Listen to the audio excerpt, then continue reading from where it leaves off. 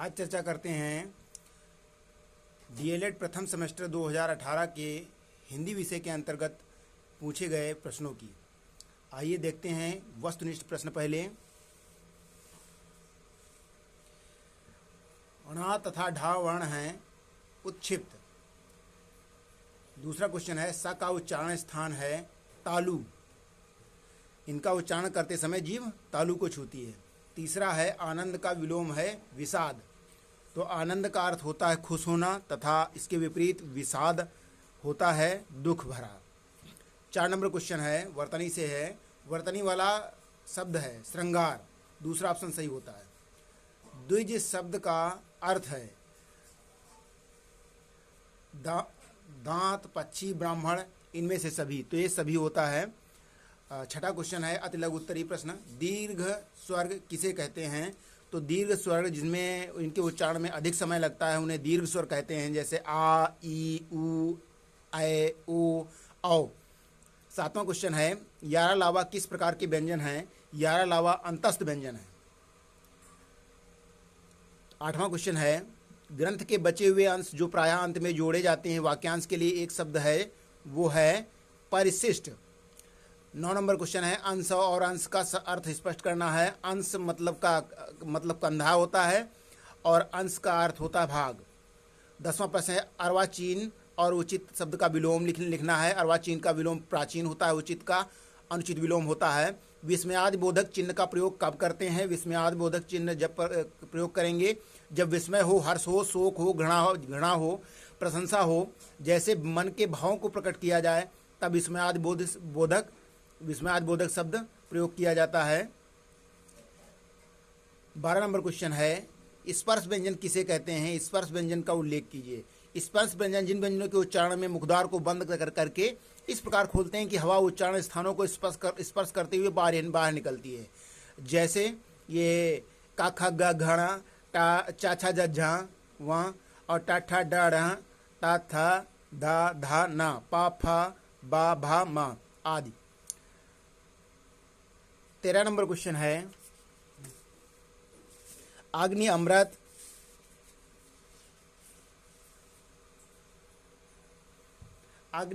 गंगा और गुरु के एक एक समानार्थक शब्द लिखना है।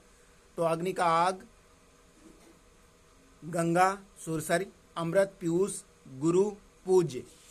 14 नंबर क्वेश्चन है रा वर्ण को कितने प्रकार से लिख सकते हैं? उदाहरण सहित स्पष्ट करना है।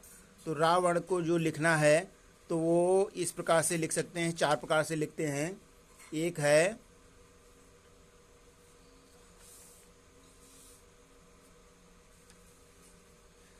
ऐसे, एक है प्रा, ऐसे करके लिखते हो जो ये प्रा ऐसे। दूसरा जैसे ऐसे लगाते हो रा। तीसरा श्री कृष्ण में लगाते हैं ऐसे। और चौथा है ऐसे वाली लगाते हैं, जैसे लिखते हैं ट्रक। तो इस प्रकार से 4 प्रकार इसका उपयोग होता है। 15वां है विराम चिन्हों से आप क्या समझते हैं? किन्हीं 2 विराम चिन्हों को उदाहरण सहित स्पष्ट कीजिए।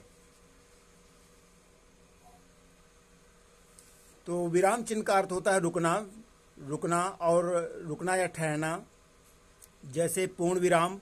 इसी सामान्य कथन वाले वाक्य के अंत में पूर्ण विराम का प्रयोग किया जाता है और इसमें हम पूर्ण विराम जहाँ पर रुका जाता है, ठहराव होता है। और अल्प विराम पढ़ते या बोलते समय जिस स्थान पर बहुत थोड़ा ठहरना हो वहाँ पर अल्प विराम का प्रयोग किया जाता है। 16 नंबर क्वेश्चन है मौखिक अभिव्यक्ति के साधन लिखना है।